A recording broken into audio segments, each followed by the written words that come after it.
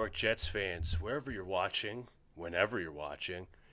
Welcome back to the Gangrene Chronicles channel. This is Luca here. It's been a while since I've done a stream. I know we usually do the Monday streams. Mostly it's been the Pain streams or just the kind of rant streams, Q&A sessions, all types of that. But this one's a little bit different. I'm going to be diving into Tyrod Taylor starting for the Jets. What does that mean? Aaron Glenn, progress report, how well he's done as a coach up to this point, especially in the last couple of weeks. And just talking about the future of the team. But first of all, I just want to apologize to y'all for the lack of content. I know I posted a short recently about the Tyrod Taylor, him being made quarterback one and Justin Fields being benched. Aaron Glenn also said today that Brady Cook would not be quarterback 2. It will be Justin Fields. So Brady Cook will be the quarterback 3. He did not rule out Brady Cook playing sometime this season. I don't think it's likely in my personal opinion. But what's up to Armand? I could see his comment already. What's up to Armand? I'm not able to bring up comments with OBS, but I do see your comments, so I obviously will respond. But as I said, if I haven't said already, if you guys haven't already, hit the like button, subscribe. Turn on the notification bell so when I go live or drop a new video. Yes, it is about time, Mr. Armand. We are back. My new I've been working at the station, new schedule, all those different things, but it does allow me, not only just in contract, but the time, since I work overnights, I could do streams at night. So my hours, for the most part, are 12 in the morning to 8 in the morning, midnight to 8 a.m. So I'm going to have some time so where I can make some extra content. It's all good. As I said, appreciate everybody supporting the channel. I know it's been a while, so we're going to get back to more consistent streaming. And also, I'm figuring out these things with OBS. Of course, if I want to do a single stream, what I'm doing, if I want to bring somebody on, I'm thinking of changing my streaming platform. StreamYard is very, very pricey. $17 a week. You're talking $44 a month, which is obscene. But regardless, let's talk about the Jets. Armand says maybe Cook plays the final 3 games if Tyrod is injured after the season. Definitely a foreseeable thing. So what I'm going to do is I'm going to pull up the Jets schedule and we can look at it all together. Obviously, the Jets play the Baltimore Ravens on Sunday. The Ravens are coming off a win versus the Cleveland Browns, and I'm pretty sure they're going to do some damage against this New York Jets defense. But let's talk about the quarterback situation real quick. And I'm very, very luckily, right? I think this was Monday morning. I was about to post just a video of me just rambling and talking about the team and the quarterback situation, Aaron Glenn not backing down, holding firm with Justin Fields, all of these different things, right? So we'll start with the past few weeks with Justin Fields. Justin Fields obviously had a very good game against the Cincinnati Bengals. In the second half, the Jets would go on to win that game. I think they were down by as much as 15, 16 points. They won. A lot of fans were happy. I would say myself, more so for the Nick Mangold thing, but my main question was was win going to be sustainable? Because the defense played well in the second half. I think Jamar Chase, it was either T. Higgins or Jamar Chase didn't get a single reception. T. Higgins didn't get many receiving yards. Somebody was held to 5 receiving yards in the second half. The defense made adjustments. Cool. Offense played well. Breece Hall, I think, rushed for something like 157 yards. We'll actually look at the stats. Isaiah Davis had a breakout game of his own. So it was like, okay, the Jets had the bye week afterwards. Let's see how they play against the Cleveland Browns. Okay, they beat the Cleveland Browns. And of course, when you're trying to build these wins, a win is a win. You don't want to, there's no style points for winning. You win, you win. Obviously, there's things you could get better at. There's things that need improving. There's things that you did well, regardless. Just want to hop into the Bengals game real quick. Breece Hall had 18 carries for 133 yards, nearly 7 yards a carry, or at least above 7 yards a carry, almost 7.5. Isaiah Davis, 7 rushes, 65 yards. Justin Fields also had himself a game. Regardless of the point, let's go back to the Browns game, right? Browns game, defense played well. Guaranteed, listen, as I said, you really can't do style points for winning, but you always want to measure, in the words of Darren Muji, if it's sustainable progress. And defense played well, but they were also going up against Dylan Gabriel and a very unpotent, so to say, lack of better term, Browns offense. Gabriel was missing throws. Defense was getting off the field in timely situations. But the Jets had 3 touchdowns. That's great. That's great. But the Jets had 2 of those touchdowns on special teams, which is great. That is probably the best unit the Jets have had all season. And to start, they were terrible. Xavier Gibson, cut earlier in the season, fumble. We already knew that he was terrible. We're not going to get into that conversation. I already went over that a few times. Isaiah Williams, him fumbling, a kickoff return against the Dolphins on Monday Night Football. You also have him taking a fair catch inside the 5-yard line, which was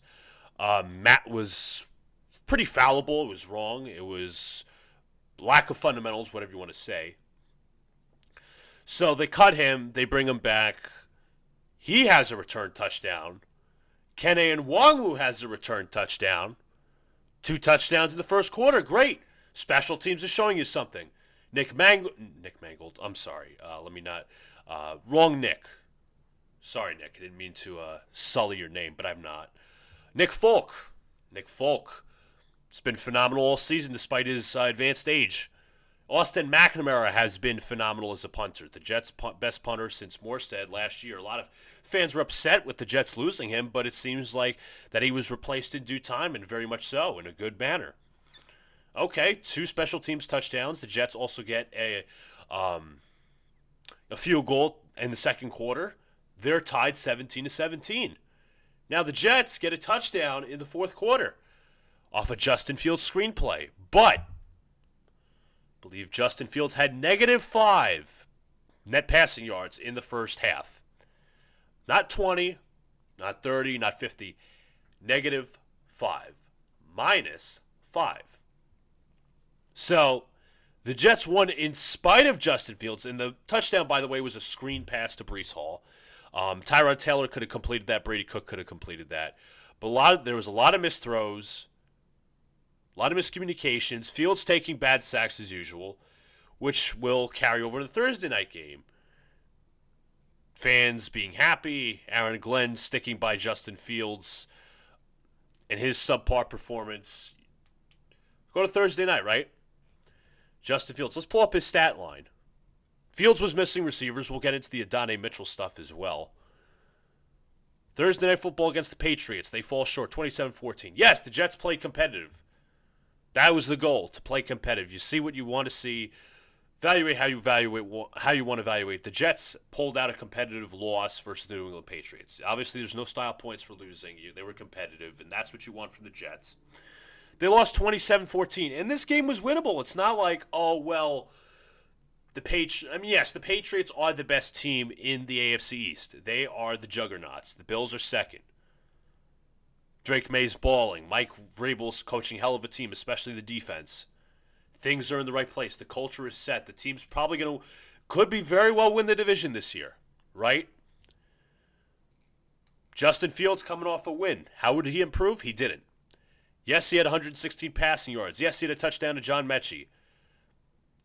3 bad throws, in my opinion, he had to Adonai Mitchell. First, there was a play in the first quarter, I think, 2nd and 9. It was after a Jets run play, which they gained about a yard. Fields in the pocket. Mitchell's in the flat to the left. Just blatantly misses him. Throws it too far to Adonai Mitchell's right where he couldn't grab it.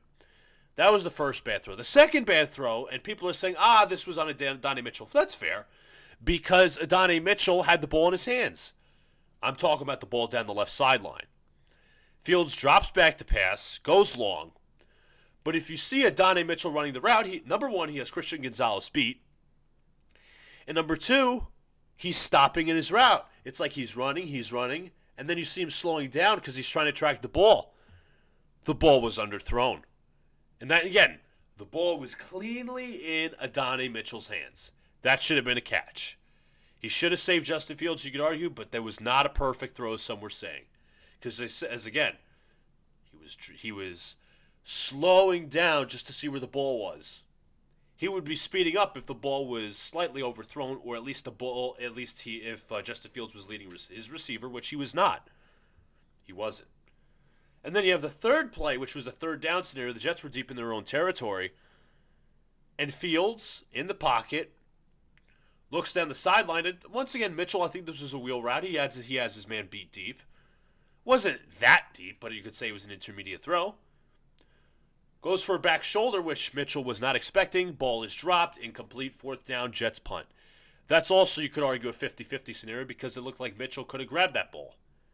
I'm not saying that Mitchell is a bad receiver based off one game, but that was definitely a surmountable pass, but he didn't hit him in the chest.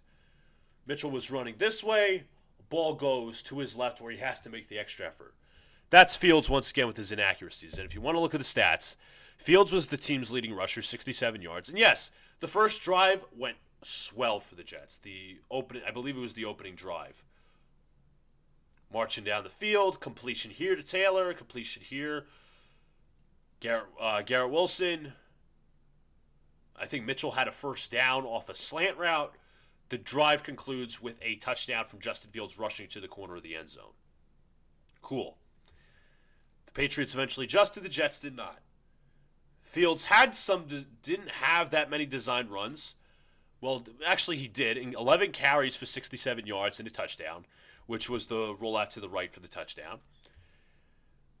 But other than that, Fields was terrible. And many fans could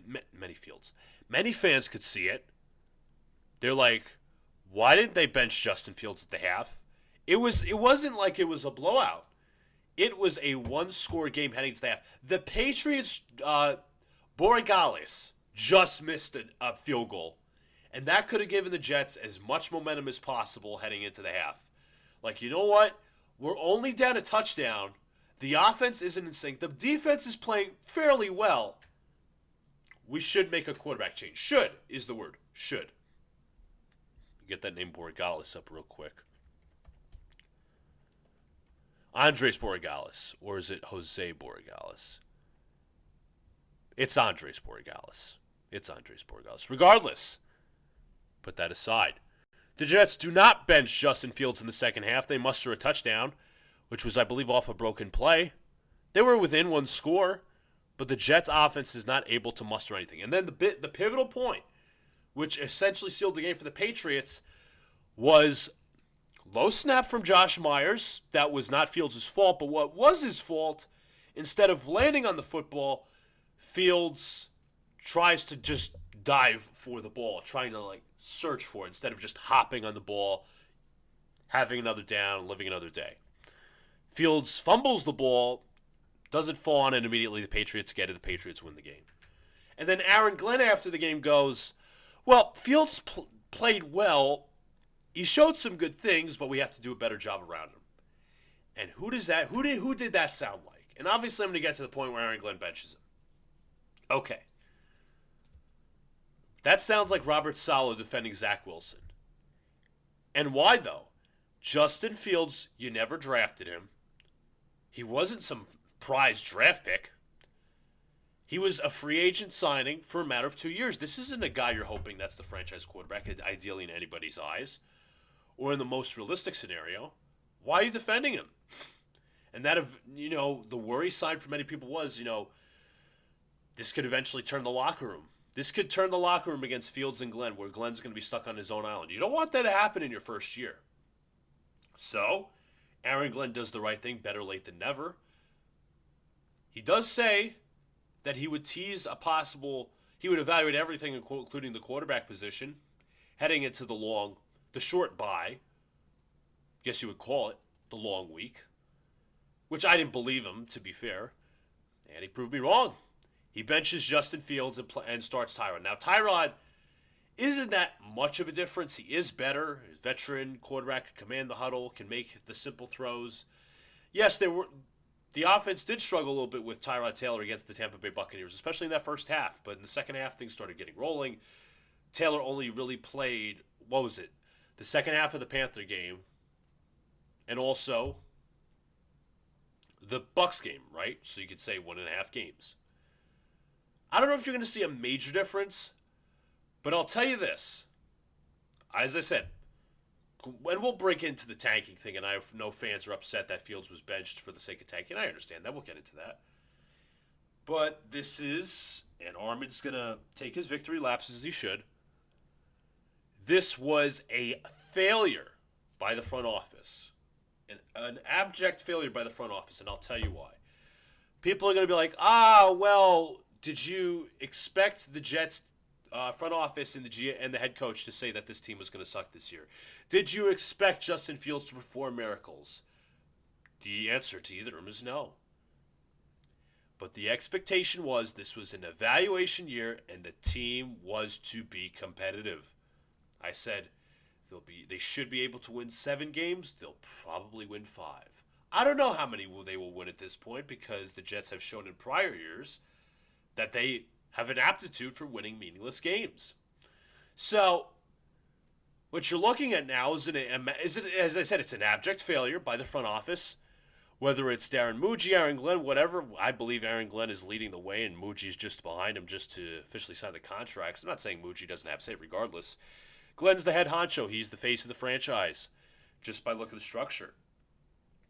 Let's look at Justin Fields' contract. Because the Jets did not front load his contract. They gave him 2 years. They guaranteed him $30 million and the starting role. 2 years, $40 million, $20 million a year. Okay. Next year,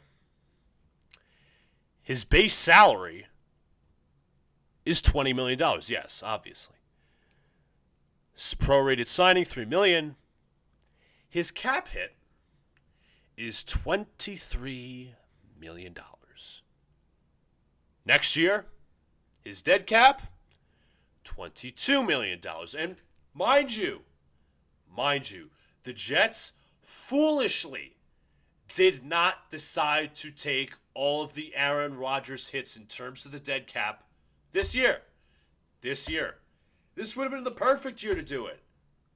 Next year, you'll have more money. The Jets are going to have a lot of money in cap space for free agency next year. They got something like 30-odd free agents. This would have been the perfect year between Devontae Adams, Aaron Rodgers, all these different cats, all the contracts with void years. Take the hits now. You evaluate the roster with what you have. You sign who you can. You evaluate, and then you move forward to next year, and then you really start spending money and figuring out the pieces for the future. Besides the draft picks and the nucleus of this team, right? But next year, I'll look on the Aaron Rodgers contract just for us some updated information. The Jets, I think, are going to have close to $50 million dead money. I could be wrong on that. That's why I'm going to check my information. You're talking $50 million in dead money, or perhaps $50 million in which the Jets are going to pay not one, but 2 quarterbacks. Aaron Rodgers and Justin Fields. Now, Rodgers, based off the Jet contract, doesn't let me. Let me see if Aaron Rodgers dead money, because SpotTrack is not letting me access the Jet contract from 23 to 25. Dead money, dead cap Jets. 2026. $35 million in dead cap for 2026. And possibly $57 million for 2 quarterbacks. 35 for Aaron Rodgers, $22 million in dead cap for Fields. That is a misallocation of assets. Listen, I was the one that said, hey, listen, Aaron Rodgers, you want to let him go? That's completely cool. You want to evaluate the roster with somebody else who could be a part of the future or possibly not. I don't think Rodgers is going to sit back and watch a rookie quarterback play or try to mentor one. Rodgers is still trying to ride out the final years of his career. Okay, fine. You want to release him? Go right ahead. But with all of the dead cap, you take it in 1 year. In 1 year. The Fields contract was structured poorly. It was. As I read off the numbers, $22 million in dead cap next year. And he's also got void years. He has 2027 void year, 2028 void year, 2029 void year. We love those void years. Joe Douglas taught us about void years, like in Tomlinson, Hassan Riddick. You could go on and on and on with all these different restructures. All the void years, which the Jets are still paying for years afterwards. We're going to have some more of that with Darren Muji and Justin Fields. And to be honest with you, the reason I'm bringing up the cap and everything else, despite the bad management of the contracts, I don't think Fields even should be a part of the team next year. I shouldn't. I don't think he should be a part of the team next year. He's not played to some level where it's like, okay, maybe, just in case whoever goes down, he could step in. Like, let's just say next year, and this would be a bad scenario if the rookie quarterback starts immediately. The Jets have way too often thrown the quarterbacks in too early. Sam Darnold, Zach Wilson. Geno Smith was forced into that because of Mark Sanchez getting hurt. Mark Sanchez was thrown right into the fire. Next year, you signed a capable veteran quarterback. I don't know if it's Kirk Cousins. I don't know what other quarterbacks are on the market. I don't know if Jacoby Brissett's on the market. We're going to look at that. We're actually going to take a look at that. Whatever backup veteran quarterback you can find, he has to be the answer. Because Justin Fields, and to go back to what I was saying, Fields has not played to a level where, like, okay, he's had his flaws, but he's had his hits. There's been way more flaws and way much more bad play for Justin Fields this year that he should not even start the next few games for the Jets next year. He should be gone. Bye-bye. Adios. You want to sign Tyrod for one more year? Sure. You want to sign, let me look, Marcus Mariota for 1 year? Sure. You want to sign, let's see, because hold on a second, I'm going to pull up this list. Mitch Trubisky, Case Keenum, Trey Lance, Carson Wentz, Jimmy Garoppolo, all surmountable options. You can start the first few games next year. Come cheap. They come cheap. It's not like $20 million you're on the hook for. For a backup quarterback, all surmountable options, and I would say better than Fields as well. The Jets put themselves in a bind. And that's on the GM and the head coach. That's on the head coach for defending Fields constantly. That's the poor restructurization or structure of the contract from the GM. But. There's another question. People are asking. People are wondering. People are saying. There's people who say, well, you really can't, hold that against them. Fields was just a bridge. Fields was just a stopgap. You can't hold that against them when they're going to try to evaluate and identify the next quarterback for the Jets in terms of a rookie. You can't do that. Do you trust the Jets to evaluate the quarterback, the next hopefully franchise quarterback for this team? And we'll get into the tanking conversation as I teased earlier. For me, the answer is no. And I get it. Aaron Glenn is coming back next year, and I get why Aaron Glenn, I'm able to take my fandom out of it. Yes, I want the Jets to lose games from here on out because I want the number one pick. If it's not the 1 pick, I want the 2 pick. And let's just say some crazy scenario, the Jets do not like Mendoza. And let's just say next year they sign, I don't know, Kirk Cousins, right? If he's available or do whatever. You could trade out of that number 1 pick and continue to have more picks. The Jets have not 1 but 2 first-round picks next year. By some crazy reason, they could have 3, they could have 4. It could be like that 2000s draft class with Pennington and Anthony Becht and all those guys, John Abraham, Sean Ellis. And you can have a bundle of draft picks. Obviously, those draft picks better hit or it's a wreck. So, in the case that and here's another thing as well. People are, besides Mendoza, people are doubting the rest of this class. Lenore Sellers, he may need another year. Arch Manning's coming out at 27. People are unsure of Dante Moore. Drew Aller is hurt. Garrett Nussmeier has underperformed. Which essentially comes down to the conclusion that Mendoza might be the end-all be-all. But I will tell you this. If the Jets forego a quarterback next year, do you want the Jets in 2027, with the regime possibly on the hot seat, to draft a quarterback to possibly get fired the year after? The answer is no. And you never want to force a quarterback pick. Never. Unless you believe that this is the right guy to lead the franchise for the next however many years. To, eventually get this team to a Lombardi. Do whatever, so to say, whatever. The main question comes down to, yes, we all know they're going to be back next year. Do you trust this regime to identify a quarterback with what the moves that they've made, not just quarterback but offense, to build around that quarterback and to identify that quarterback? For me, the answer is no. They have not proven that. They have not proven that they have a system. Yes, there's guys running open. I believe the football analyst, Dempsey, was saying it. Great Dempsey he is. Just a great analyst. He's not in my description, folks, but check him out on Twitter. He's great. Went to scouting school, met him at the Senior Bowl not once but twice, regardless, not to the point. I believe there is a system in place by Tanner Engstrand. But here's the thing. Little caveat. Little tease, little suggestion. In Mike LaFleur's offense, you see that the offense was mostly rolling. Zach Wilson sucked, we all know that. Joe Flacco was making it work. Mike White was making work. Hell, Josh Johnson was making it work.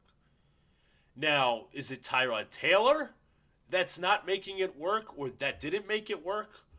Was it the system not working and Tyrod's doing everything he can? Was it the play calls where the Jets would run the ball on first and second down and eventually be set up to failure on third down and long? All these different things, right? Just in a matter of offensive system. Because as I said, there were 3 other quarterbacks that could run the LaFleur system. We have 2 quarterbacks that we've already seen. One clearly can't run it. Justin Fields is basically a more expensive athletic Zach Wilson, which I didn't think was possible. And I'll take the L on this one. I thought that Justin Fields was a low-risk, high-reward signing. I was like, you know what? If you can get something out of him, unlikely that he's the next quarterback for the next 10 years. You get a flash in the pan. You have the rookie quarterback next year. You sit him under Fields. And when he's ready, he's ready. So be it. Engstrand is let's go back to Engstrand. First-time offensive coordinator. Next year, he will be in charge of developing the quarterback. The quarterback coach, by the way, Engstrand, again, first-time offensive coordinator in the NFL. Charles London, quarterback coach, there's no recipe, there's no resume of success there. There's no track record of developing quarterbacks or quarterbacks playing well when he's coached under them or over them. What's his track record? Let's look it up, right? Charles London. What's his magnum opus? Will Levis, Geno Smith when he started taper off in Seattle. Let's look at it. This dude was a running backs coach. Falcons 21-22. Last year of Matt Ryan, and I think it was Desmond Ridder. Could be wrong on that. 23, Will Levis, quarterbacks coach and passing game coordinator. What success was that? 24, quarterbacks coach when Geno Smith tapered off. There's no resume of success there. So the answer is no.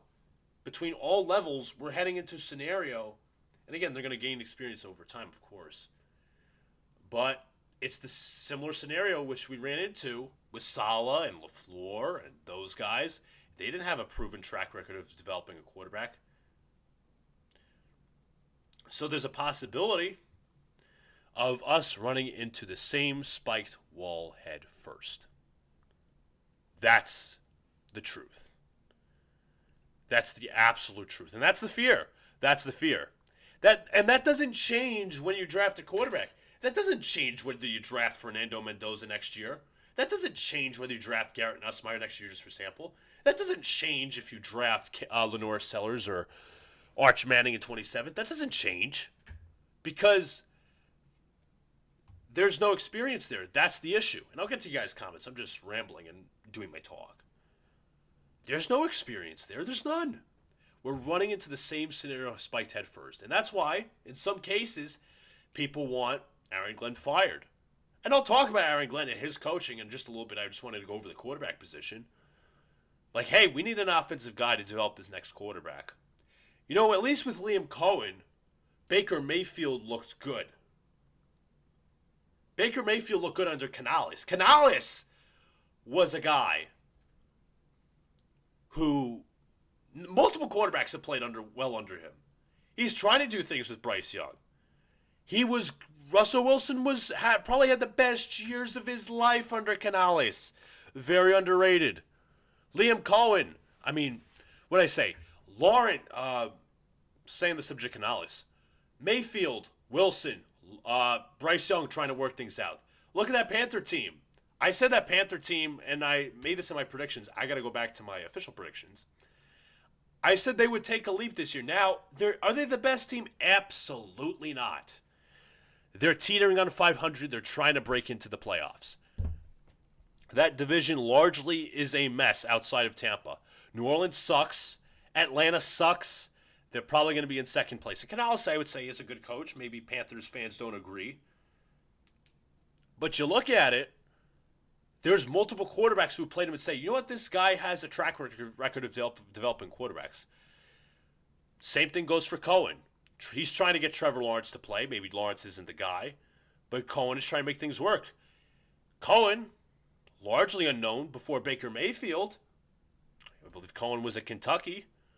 Pretty sure it was with Will Levis, if I'm not mistaken. Let's pull it up. Rams OC, Kentucky offensive coordinator. I don't think it was actually with Will Levis.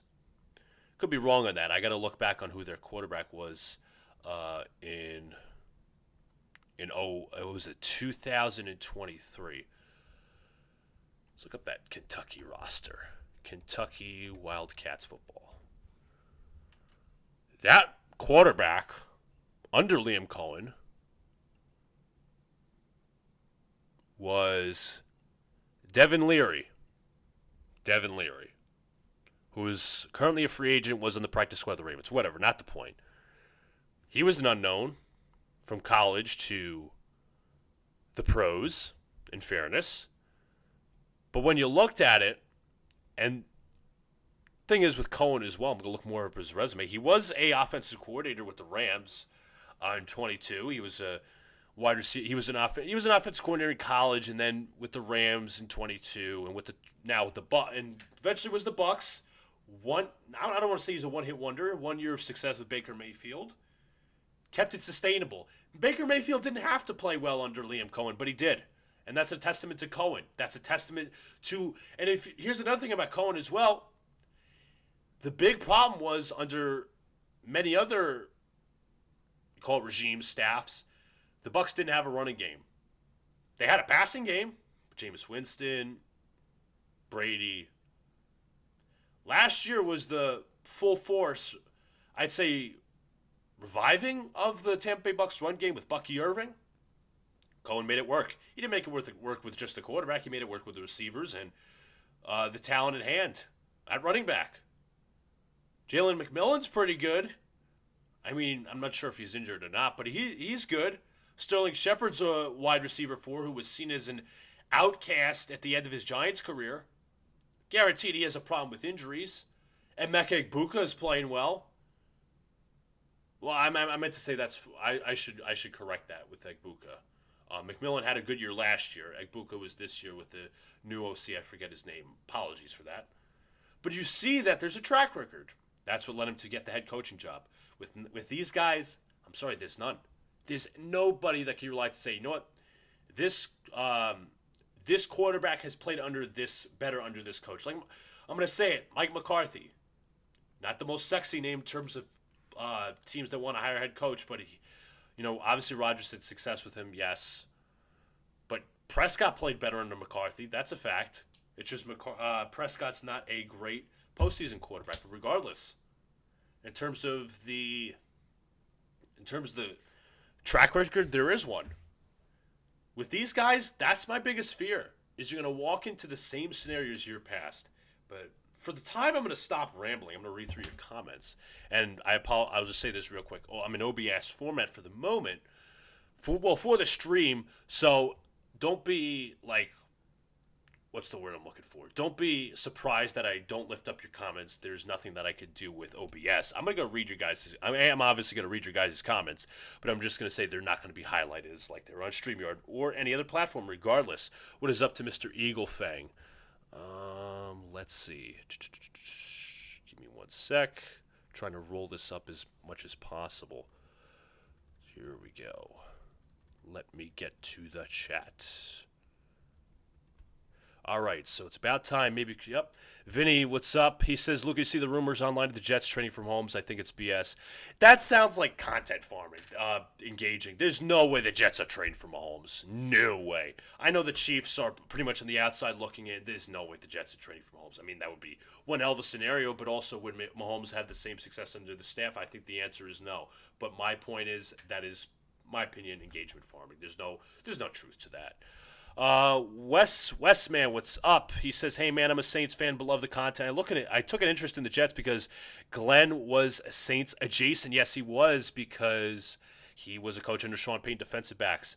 Looks like y'all are turning a corner and loading up with picks. Good luck the rest of the way. Thank you, man. I much appreciate it, especially from a Saints fan. Continue to support, bro. It was malpractice. That means Fields is back next year. Check over the cap. I have. I agree, Luca. Fields can go. Almost missed a bit. I am doing great, Eagle Fang. Thank you so much. Thank you for coming to the chat. Muji and Glenn wasted the year with Justin Fields, and someone out there has to hold them accountable for their actions. I completely agree. I know you were in my thread, Eagle Fang, and that's why you wanted me to stream. And I was eventually going to stream, and I was going to talk about this. It's better that I did this on stream as opposed to just doing a video and you guys commenting, where you guys can just comment, and obviously I would comment back, but now I can see your feedback live. But that's what I wanted to do. I want to discuss this, especially with me coming back after a week, and as I said, I apologize for the lack of content. I also had family over. I'm also getting to the new schedule, used to the new schedule, which is going to allow me to stream a little bit more now that everything is certain and in place. But regardless, that's what I wanted to do. I'm holding this regime accountable. And as Jeff fans, and we'll get to Glenn's, my evaluation of Glenn this far in an objective standpoint, not emotional, not fanboy or anything like that. We'll get to that after I read you guys' comments, but I'm going to hold them accountable. If content creators be like, it's a bridge year, whatever, it's a throwaway year, whatever. If it was an evaluation year, you wanted to evaluate all the talent. Listen, there's talent on this team. There's talent on the offensive side of the ball, the offensive line. The offensive line has played well this year. There are gems in there. You have 3 cornerstones. Fashanu hasn't played well this year for some parts. Membu is fine. Titman is an elite guard, or at least will be. The only free agents are Myers and Simpson. You have to figure that out next year, obviously. There's pieces there. This is a good offensive line with a quarterback in place. The reason that they have not been able to block is because the Jets do not have a quarterback that defenses can fear. All the defense can do is stack the box, and the Jets' run game is eliminated. That is it. That's it. Let's see. Nope. I would choose Trey Lance, Gardner Minshew, rookie quarterback, and Brady Cook. Yeah, you can do Brady Cook on the practice squad. Is Minshew a free agent? Let me see. Yes, he is. Good call on that, Armand. I would sign Minshew. Completely agree with that level of that quarterback room. I know people are saying also as well you could draft Drew Aller in the 4th round. The Jets are going to have a surplus of picks next year. Let's look at the Jets picks next year. We'll get it. Full throttle 2026. New York Jets draft picks. In 26, 2 first-rounders, 2 second-rounders, a 4th, a 5th, a 6th, and 4 7th-rounders. So you want to do the math? 4, 5, 6, 7, 8, 9, 10, 11. Imagine... No, I think it's 12. Let me double check that. 1, 2, 3, 4, 5, 6, 7, 8, 9, 10, 11. Just want to make sure. Because I'm pretty sure, I thought it was 12. But on Spot Track, it's telling me 11. 1, 2, 3, 4, 5, 6, 7, 8, 9, 10, 11. Yeah, it's telling me 11. Let me see what Draft Buzz and the others have to say. 1, 2, 3, 4, 5, 6, 7, 8, 9, 10, 11, 12. And now this is telling me 13. That's Draft Buzz. So we're talking 11 to 13 picks. Imagine being able to add more to that. And also, listen, with the Jets' ability to have 2 firsts and 2 seconds next year, if I'm correct, You could trade up for somebody. You can trade up for a wide receiver. To me, for the Jets next year, go offense in the first round. Go quarterback and go wide receiver, playmaker. The Jets desperately need a playmaker to Garrett Wilson. Adonai Mitchell's probably going to be your wide receiver 3 next year. Mechie, you could probably. I think Mechie is talent. I think it's unfortunate that he had the whole leukemia thing, which massively dropped his stock. He was a low end depth chart guy for the Texans. He was with the Eagles. There was another team he was with, I'm not mistaken, and then he went to the Jets. In the Michael Carter too. I think there's talent in there. Is he going to be like a top end receiver, like top 10? No. I think he'll be serviceable depth, though. He was Texans, Eagles, Jets. Okay. So, next year, you'll have Garrett Wilson, Adonai Mitchell, John Mechie's a restricted free agent. The rest of your wide receiver room is pretty barren. You also have Arian Smith, who has not really done much this year despite Jet fans. Not even just Jet fans, the coaching staff hyping up a little bit. And you could argue they overdrafted him. But that's the state of the wide receiver room. And just in terms of the draft picks, I'm trying to figure out where I left on. But let's see. Yeah, the Jets will force the quarterback pick. I would choose. Yeah, rookie quarterback, Minshew, Lance. But the Jets will also. I'm not going to say that's a lot of money allocated to the quarterback room, but you'll have enough picks regardless. The Jets will force the quarterback pick. Yeah, I see them drafting a quarterback next year, regardless or not. If it's Mendoza, I want Mendoza. I thought he had a phenomenal game. I watched the game this past Saturday against Wisconsin. Playoffs will be the true teller, though, in my personal opinion. I think the dude's been great, but the playoffs will be the true teller. See who they go up against and all that. Let's see. Assuming the Jets lose 10 games again this year, this would be the 6th straight. Yeah, you're right. They had a team record, also lost 10-plus games in 9. 9 of the last 10 seasons. The last time they lost under 10, Gase was head coach. You're absolutely right, Eagle Fang. They were 7-9. Let's do it together. Let's do the math. 2016, they were 5-11. Same as 2017. 2018, they were 4-12. 2019, as I just mentioned, they were 7-9. 2020, they were 2-14. 2021, they were 4-13. 2022, they were 7-10. 2023, they were 7-10. 2024, they were 5-12. So they will.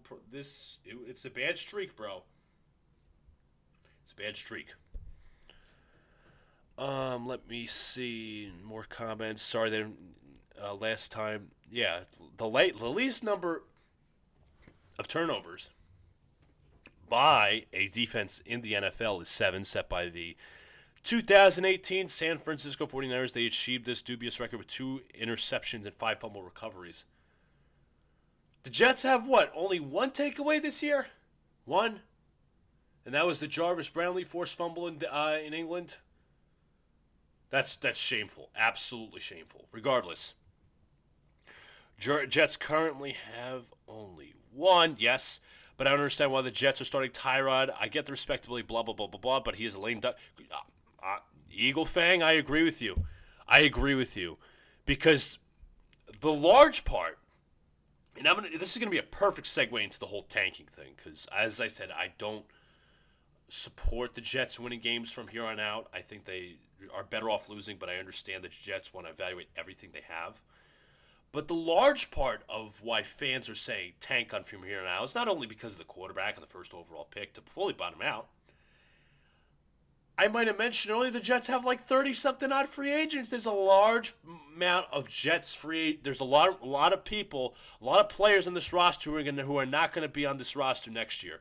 Aforementioned Tyrod Taylor. Let's look through free agents, right? One of them is Andre Sisco. Let's do it by the team. We do it by the team. Free agents. Give me 1 second to pull this up on Spot Track. Salary allocated. Fucking fly. Regardless. I'm going to pull it up right now. Here we are. Jets team free agents. Filtering the data. Here we go. Alan Lazard, Andre Sisco, Tyrod Taylor, John Simpson, Quincy Williams, Elijah Vera Tucker, Tony Adams, Josh Reynolds, Isaiah Oliver, Brees Hall, John Mechie, Josh Myers, Chris Boyd. Prayers out to him. Hopefully he's doing well. It seems that he's starting to recuperate from his injuries in the shooting in Manhattan. Kenny Nwangwu, kick returner, Stone Smart. Yeah, that was supposed to be a great signing. A lot of Jet fans hyped him up, and he has done absolutely nothing. Jelani Woods, that was another hyped up waiver claim, and done absolutely nothing. That's on the staff too. That dude is talent. Chuo Okafor, depth tackle. Andrew Beck, fullback. Jeremy Rucker, tight end 2. Jay Tuafeli, defensive lineman, rotational. Max Mitchell, depth tackle. Michael Clemens, defensive edge rusher, depth, well, in the right scenario. Xavier Newman-Johnson, Jasir Taylor, and then it's a bunch of minor ones like Jawan Briggs. I think he comes back next year, exclusive rights free agent. The Jets could easily retain him. I think he's played very well on the defensive line this year. The one thing you could argue is Muji has won trades. But a lot of those guys, Lazard, Cisco, Taylor, Simpson, all contributors this year, but they're not going to be the year after. That's the problem. That is the problem because you got to watch who you're winning with. Like, let's just say for some reason Alan Lazard goes off in these next couple games, or Josh Reynolds. Does that mean they're a building block for next year? The answer is no.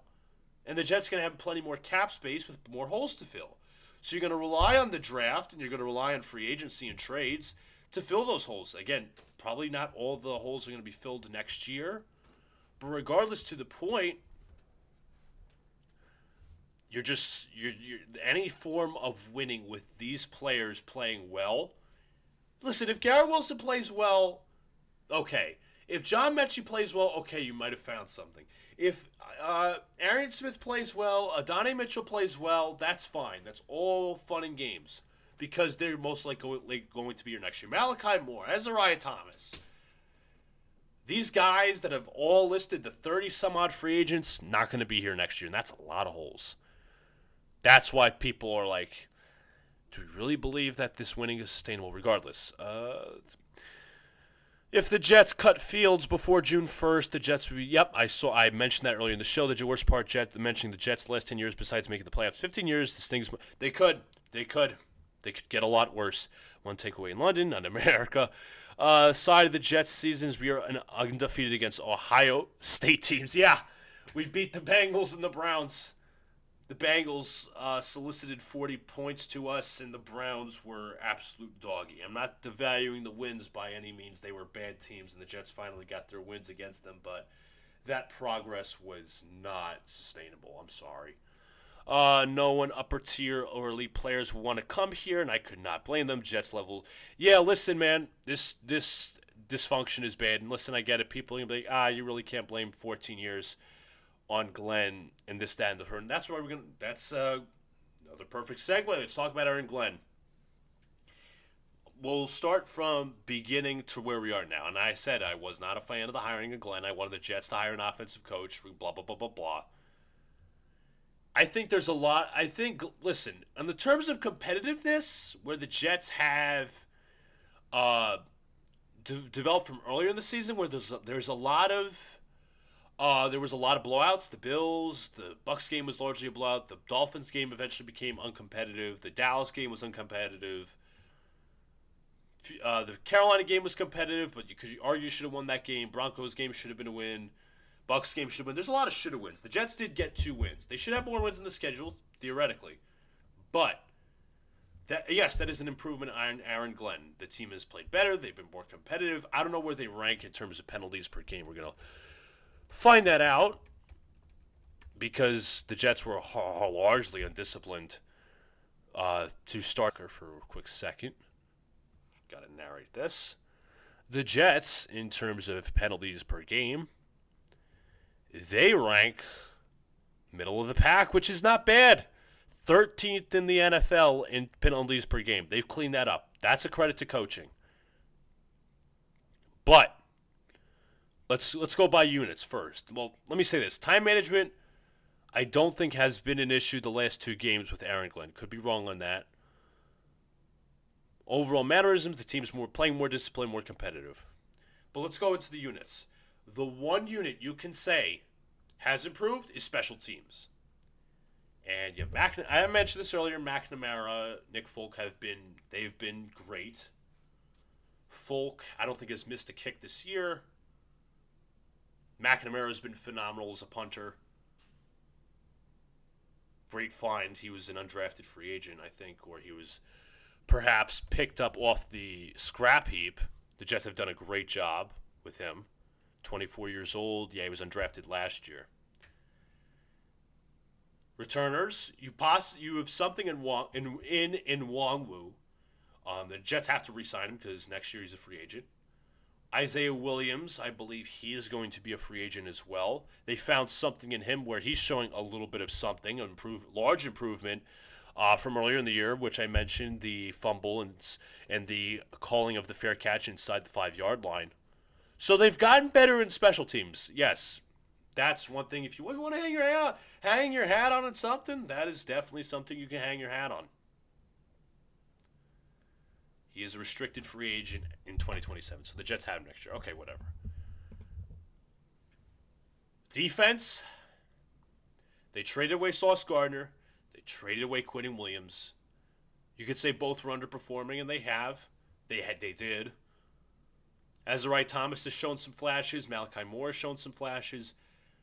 Brandon Stevens had a rough start, got a little bit better, and now has reverted back to factory settings. Did not have a great game against the Patriots.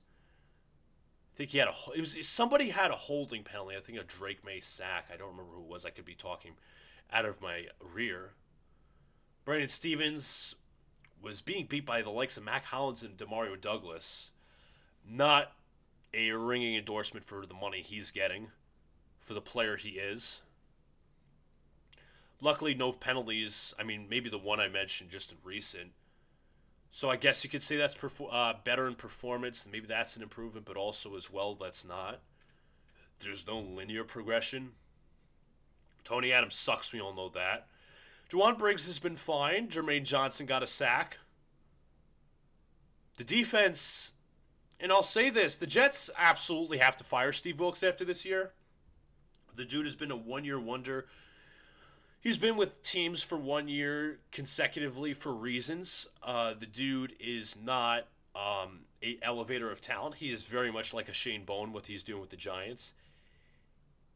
He doesn't create a competitive advantage with the Jets. It is blatantly man coverage, and if it's not man coverage, it is the end-all be-all, and then it's just going to fall apart. Because there are times on plays where the Jets they're throwing just a very vanilla blitz, or they're running man coverage, but they can't get a pass rush.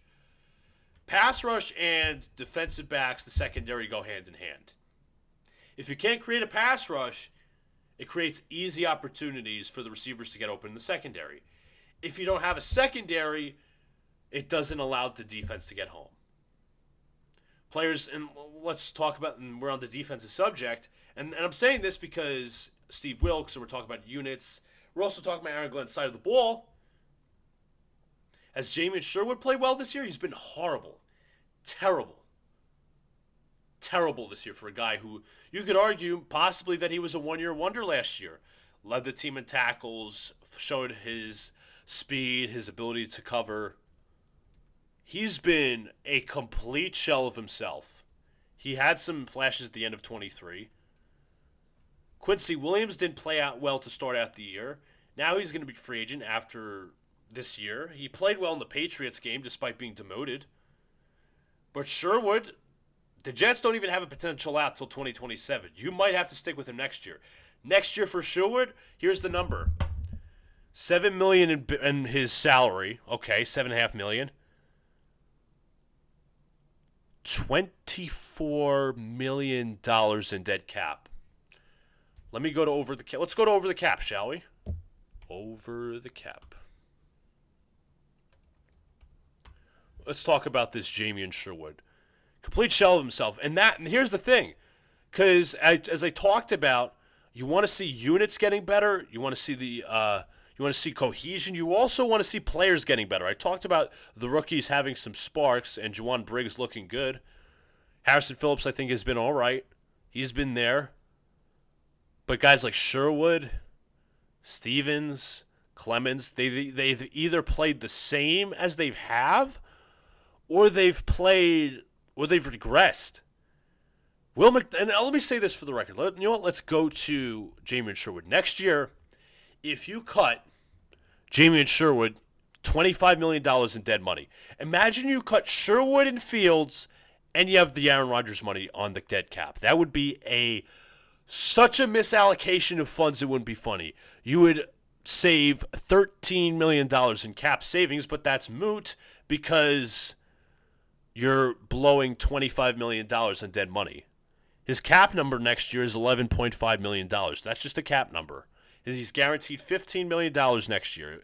It would be a colossal failure you obviously have to admit your mistake, but if the Jets somehow cut Sherwood next year and admit their mistakes, say, hey, you know what? We shouldn't have paid Sherwood. We should have paid Quincy Williams.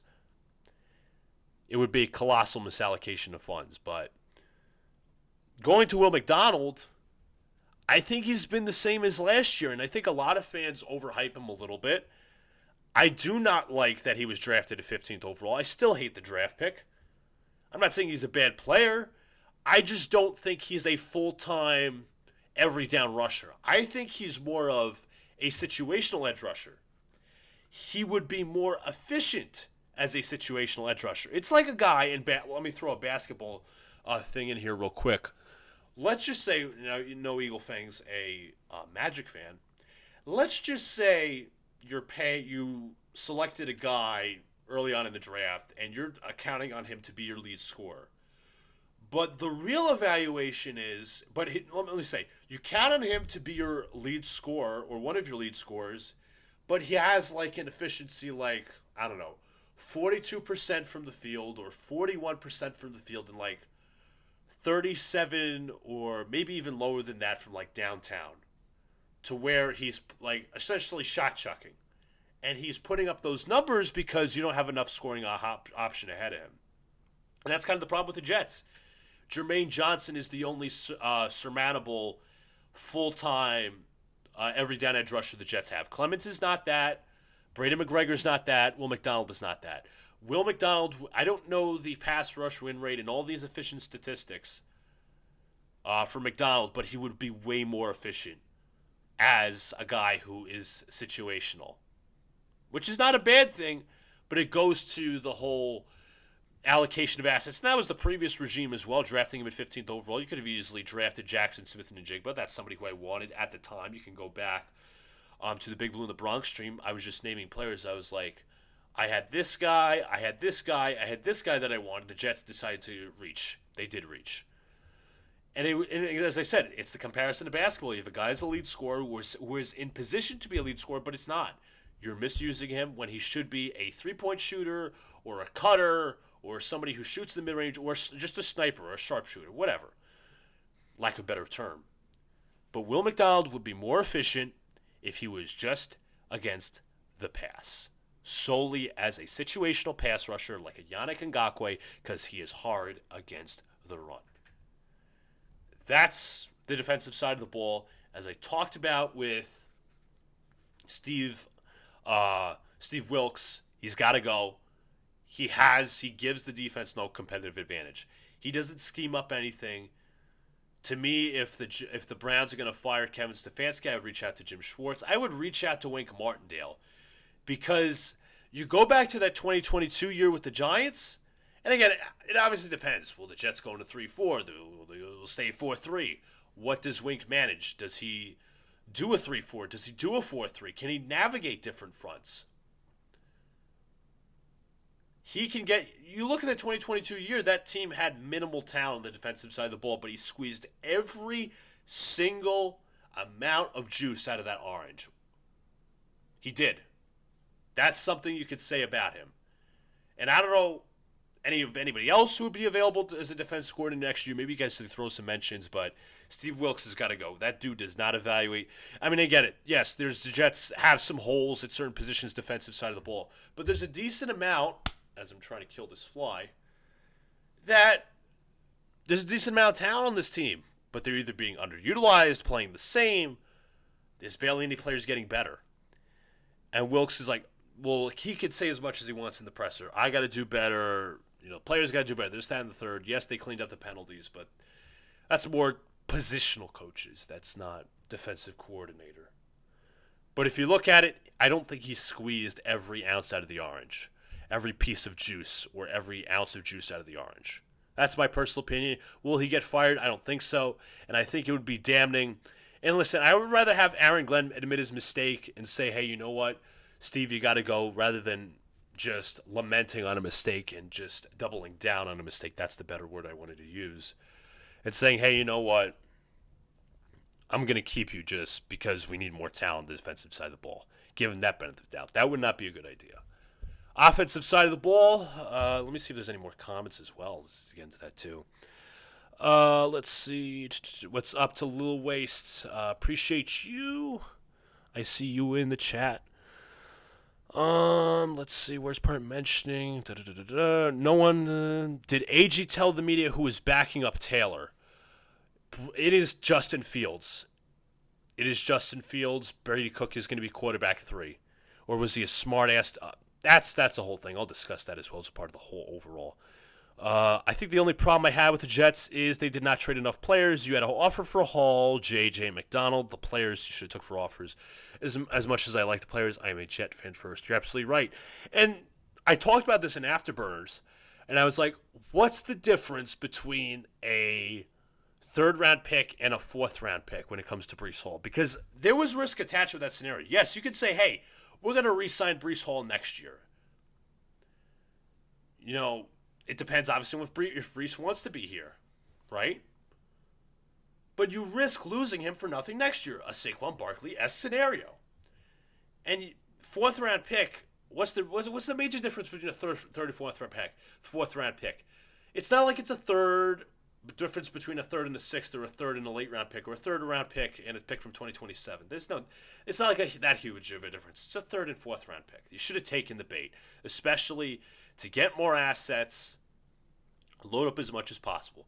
McDonald, and I got to say, if the rumors were true that they were actually shopping JJ instead of McDonald, I'd be highly disappointed because, as I said, I think Jermaine Johnson's a better player. And I think the Jets, they either wanted a second-round pick or the most that they could get was a second-round pick, which was fine. I would have slammed the table and said, let's go. Let's do that. McDonald, I don't know what the Jets could have gotten for him. As I said, I'm not a huge fan of him. Hall has never rushed for 1,000 yards, consistent in his career with injury issues. JJ has some upside. I don't see him as a dominant pass rusher. McDonald is a pure pass rusher. Preach, brother, preach. Thank you. Nothing to write home about when it comes to the running game. McDonald, absolutely. Oh, yes. What is up to Jets Afterburners? Hope all is well. I don't know why I didn't even mention Jim Leonard, because I was the one who brought him up. I was the one who brought him up on Afterburners or even Twitter. Jim Leonard did a great job at Wisconsin. He's, I believe, the secondaries coach. One of the most elite secondaries in the NFL is the Broncos. And he is in charge of that unit. He knew Sean Payton. He's also, if people want to say he's a former Jet, he was. But for the substance of somebody who could uplift talent, sign me up for Jim Leonard as DC next year. Leonard, Martindale, or Schwartz. Banjo is a GOAT. Yeah, he's been phenomenal. He's been phenomenal as a special teams coach, especially for an experienced guy, sure. Breece was better off for the Chiefs. I agree with that in terms of winning. Eagle Fang also mentions that. Eagle Fang, you just struck a chord with me. I love Jeremiah Love, and that's my bias as a Notre Dame fan. That dude is phenomenal. Now, would I draft him in the first round as a running back? I don't think so. Second round is more suitable.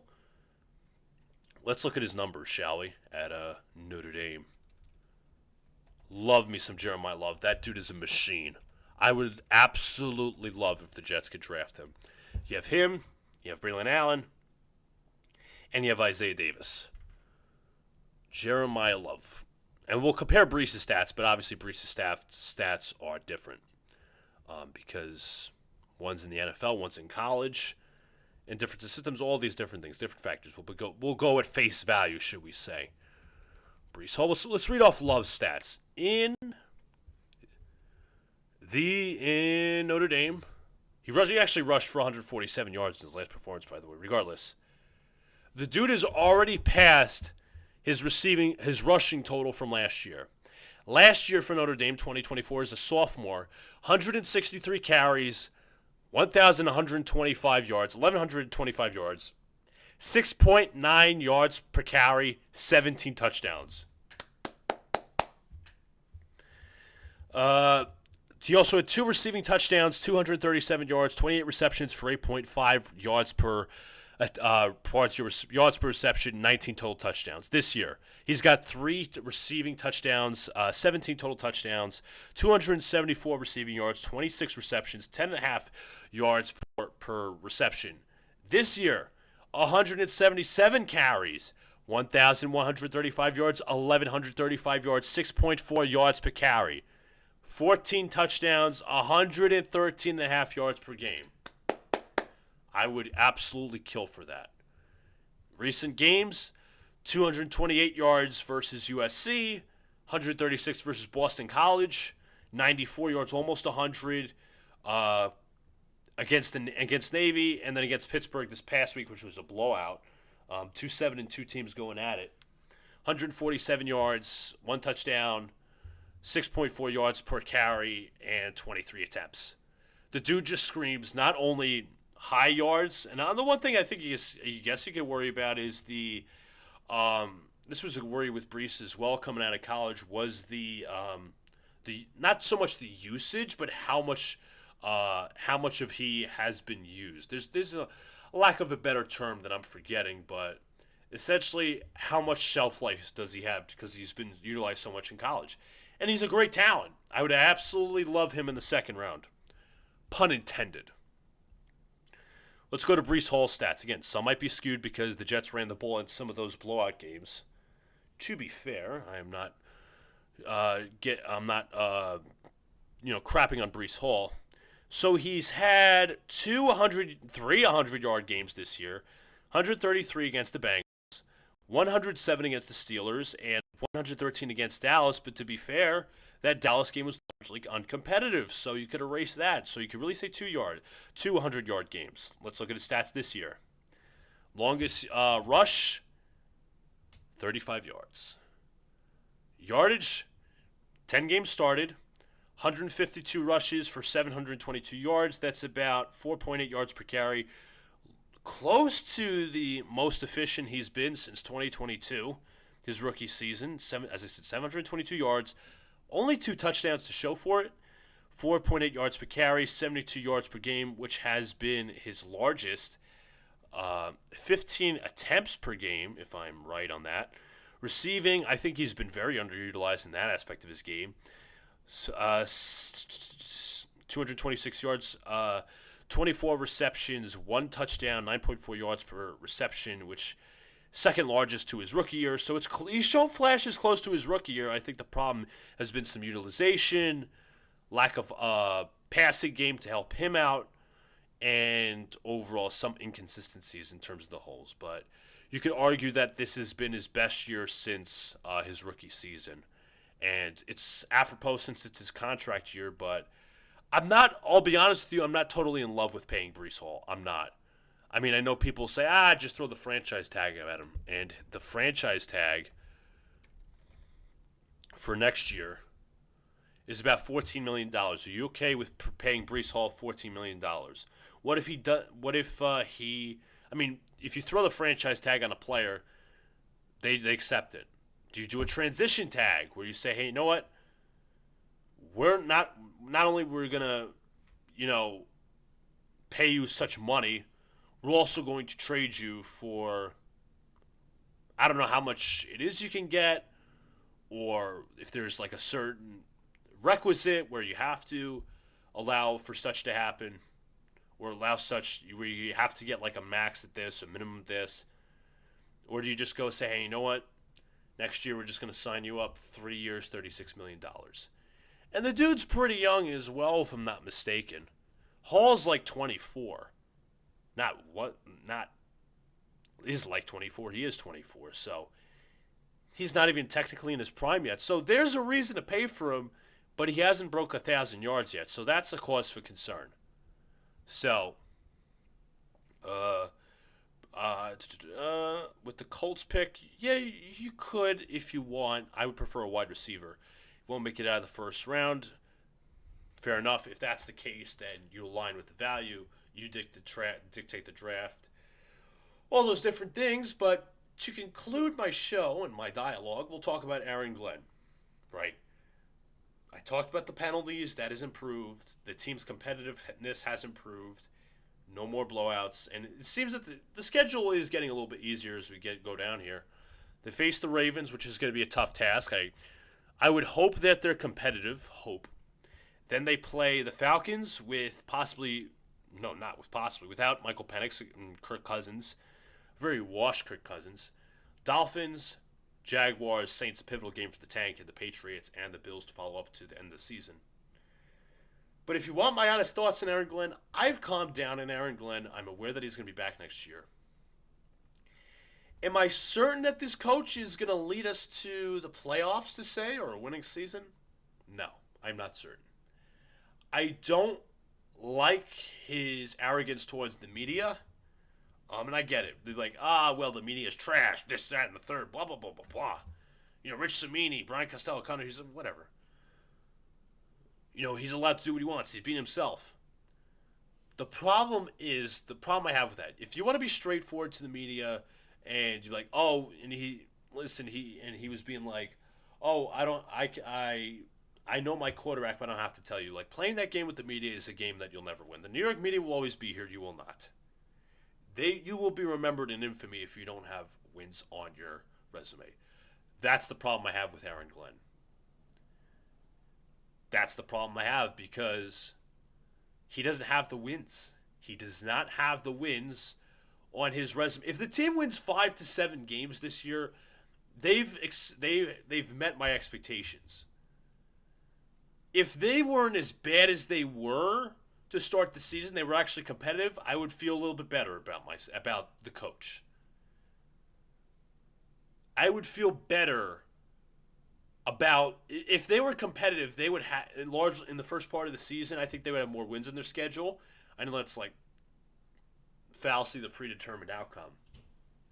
If they were more competitive, they would have more wins on the schedule and be like, okay, I'd be more comfortable with you guys winning games because you're trying to show culture's there. But the problem is with these type of stretches is like if the Jets go down the stretch and they say they win 3-4 more games, they get to 6 wins. We've seen the same thing with Adam Gase, where it's like, okay, a lot of those players didn't come back next year, and the sort of run was all for naught. It was all for naught. And that's my fear with the Jets next year because there's going to be a lot of new players next year, including a new quarterback. So I'm not totally sure if Aaron Glenn is the future of this team. I know fans want to fire him. At this point, I don't think it's realistic. I understand the reasoning behind it. I don't think he's shown you enough to warrant him coming back next year. And I said earlier that I don't think that you should be guaranteeing second years, especially with the Jets, because the Jets are. It's not the Jets that. I'll put it to you this way: the Jets are not like an organization where they're like, okay, they fire everybody every 2 years. They've been overly patient with Gase, Bowles, Saleh. They're going to be patient with Glenn, obviously. And they're going to try to have them see the end of this rebuild through, which we've done so many times. But am I like angry, like, oh my God, I hate this guy. This guy needs to go, blah, blah, blah, blah, blah. I'm not that kind of, that's not my opinion anymore. Or never was. My opinion is, I'm worried next year I'm worried at the end of this year I'm not going to know what my coach is. Because next year, I don't know what the expectations are, especially if they draft a quarterback. Like, if they add talent next year, and if they add talent defensively, offensively, they draft well, blah, blah, blah, blah, blah, you don't have the quarterback excuse anymore. And people are saying, well, Justin Fields is the quarterback. What did you expect? And, people bring up, like, all these different scenarios, like the Lions one.